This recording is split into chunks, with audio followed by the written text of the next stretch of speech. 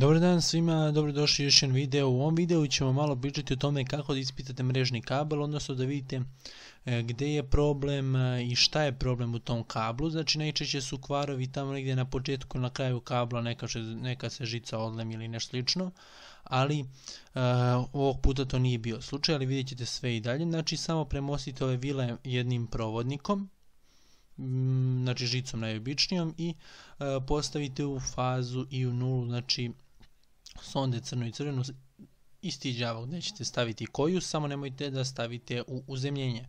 I sada uzmemo naš multimer i stavljamo ga na pištalicu i ovako lomimo kabel sve dok ne čujemo kada će da se čuje pištanje, i kada čujemo da pišti, onda taj deo odsecamo i lemimo mu novi deo.